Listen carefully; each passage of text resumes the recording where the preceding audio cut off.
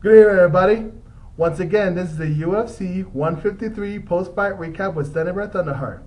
And tonight, oh my goodness, man, the card was excellent tonight. I mean, especially during the pay-per-view. But I'll tell you one thing, man, this event was overall really, really good, which took place in Rio de Janeiro, Brazil. And so basically it featured a lot, of course, Brazilian fighters for the most part. All of the fights were basically featured Brazilian fighters, and so it was a great event overall. And I'm going to read it to you. So here you go. Here we go. So Christiano Marcello versus Reza Madadi, and the winner is Christiano Marcello via split decision.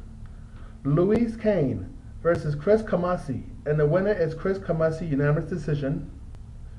Sergio Moraes versus Renee Forte, and the winner is Sergio Moraes via a submission. Diego Brandao versus Joey Gambino, and the winner is Diego Brandao via unanimous decision.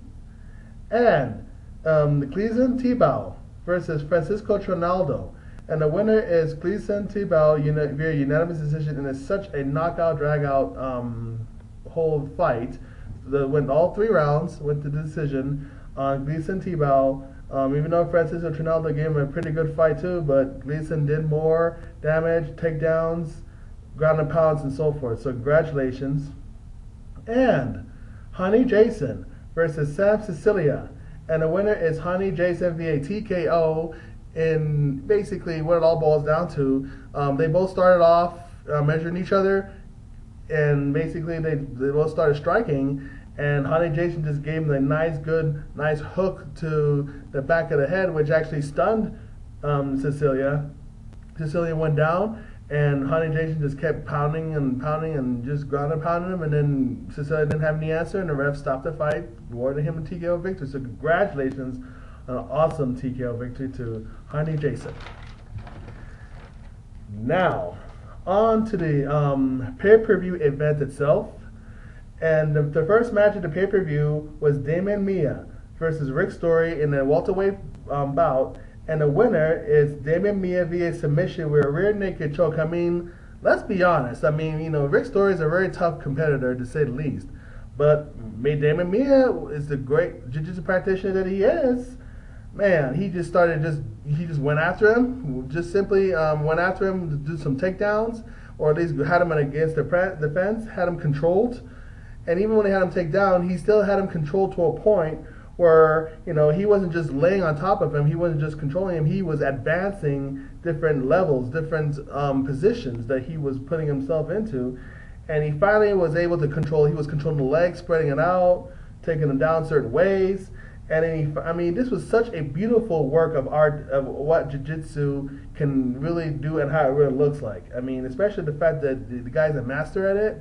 He is so well versed in it that he was able to go on Rick Story's back and actually slap on a rear naked choke. Not only he slapped it so well on him, but he was even actually able to twist his body, his leverage, and actually twist the arm and actually cranked the neck of Rick Story too, while he had it cinch in tight as well, forcing him to tap out. So basically, it was a rear naked choke, but it was also a crank that actually did it too as well. And cranking and getting choked is not a fun thing, folks.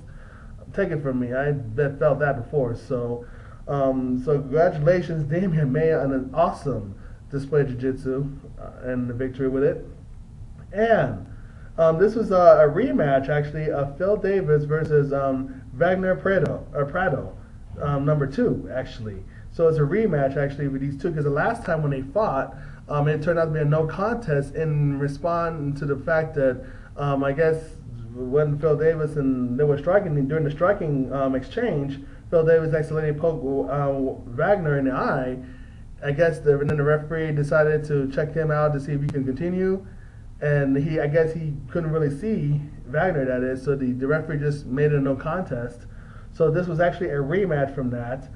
So, and the winner is Phil Davis via tap out, with an anaconda choke, a submission victory. I mean, Phil Davis, within those 2 rounds, when he fought Wagner, he basically used his wrestling He didn't necessarily. He did some few strikes here and there, but really it was his wrestling and takedowns and slams that really got him going against Wagner. And on top of that, of course, he grounded and pounded him a little bit. But the real moral of the story is it was like the slams, the control, the wrestling that he did, and also the submission attempts after submission attempts.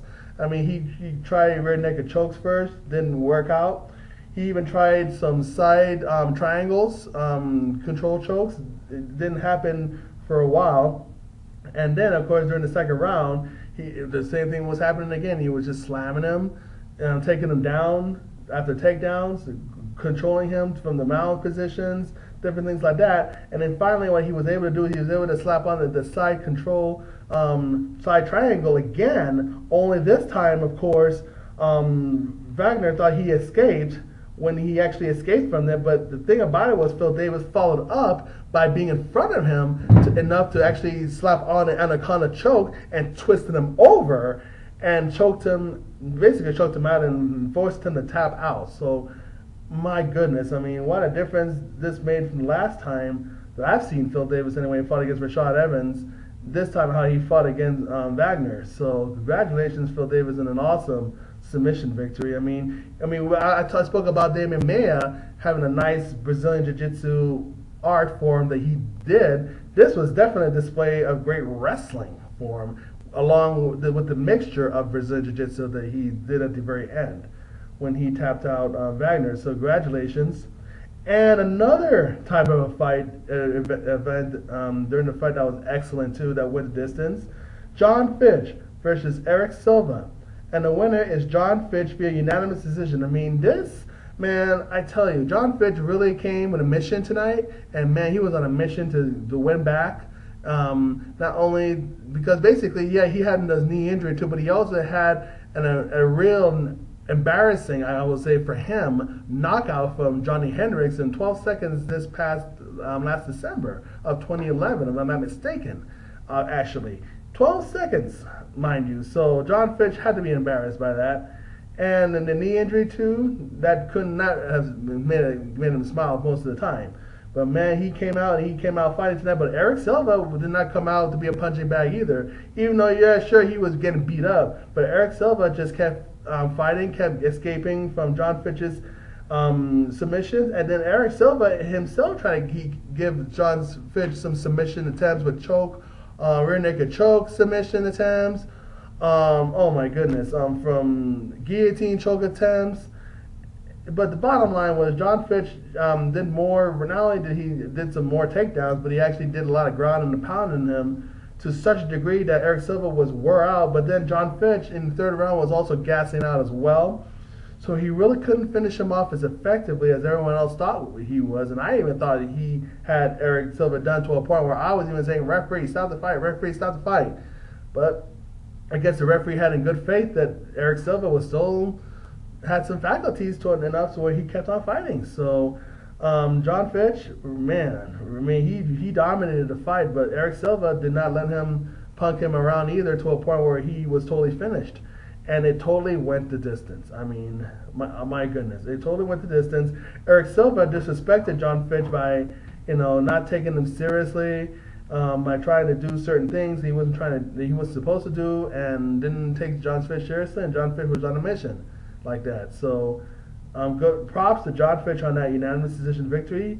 Erick Silva, great effort on him too. I mean, he really hung in there tonight, and he did some, like I said, he did some stuff to John Fitch that a lot of people could not have done to him tonight. And so, big props for Erick Silva as well. So, but overall, John Fitch, congratulations.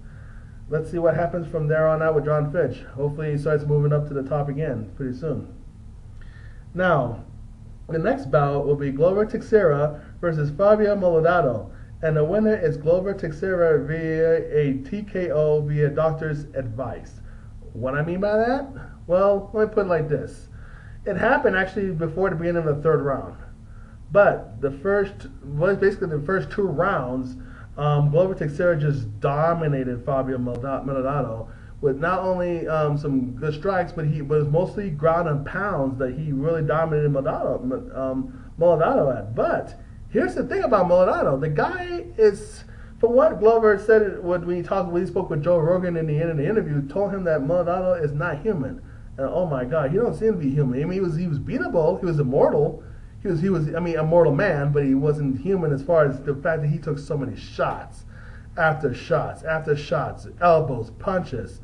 Oh my goodness! And then on top of that, like in the first round, Maldonado got up on his feet.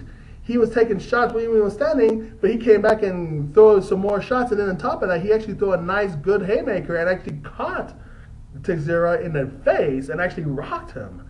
I mean, my goodness. This guy just had, I mean, he had to have been hit like hundreds of times way before he was actually able to throw that nice hook to Teixeira. And that's only in the first round. And the second round, oh my goodness, the same thing was going on again. Grounding and pounding him, smashing his face all over the place.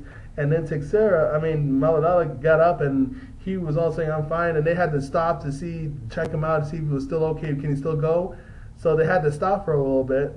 And Maldonado, of course, was very prideful, says, I can go, I can go, I can go. And that's exactly what happened. And then so they kept it going, and then, you know, I mean, Maldonado just kept on, he was staggering, but he was just kept coming at him too when he had the space to at a time to strike back at him. My goodness, I mean, this is really getting me excited just talking about this because Maldonado really showed some really heart. And I've never really seen him fight before, so to see that was such a treat for me. And I hope it was a treat for y'all as well, to see that fight. My goodness, I mean, in the end, though, of course, the doctor's advice stopped it, and it was probably I know it was the best thing because knowing Fabio, he would not have said no. I actually would not have said yes, stop the fight. No, he would have said no, keep it going, please, let me go, let me go. So congratulations, Glover Teixeira, on an awesome TKO victory.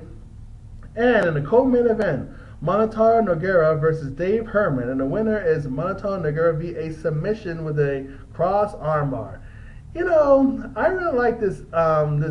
Really, I was so happy when Minotauro Nogueira won via submission because the reason why I was so happy because Dave Herman, the guy that hasn't even won too many good fights, that actually lost back-to-back fights against Stephan and Roy Nelson, and he thought he went around running his mouth, said that, well, I've lost, but I never lost to via submission. And he also had enough nerve to say that Jiu-Jitsu doesn't work on me.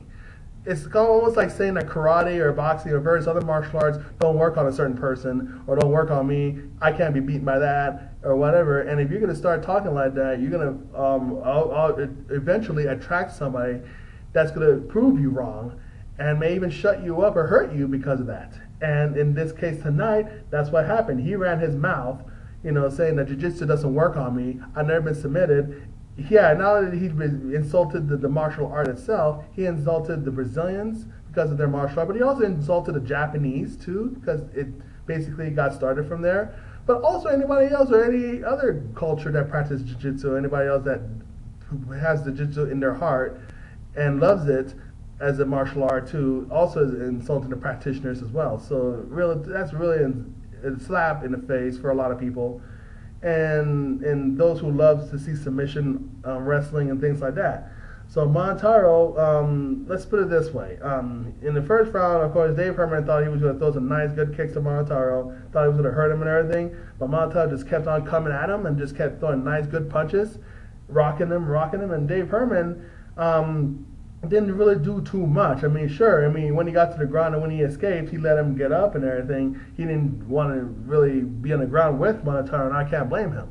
But the bottom line is he thought that he says he was so tall and everything, he was going to be able to get away with a lot of things, but he fooled around too much. He hot dogged too much. He showed very lack of respect for Minotauro, and Minotauro made him pay for it. I mean, not only in the first round, but when he actually knocked him down and actually had him in trouble on the ground when he attempted some actually it was a triangle choke from the mouth position, a side triangle. But he was saved into the second round, but the second round basically proved fatal to Herman because let's be honest with you, Minotauro kept hitting him. All Herman did was just went like this to measure him.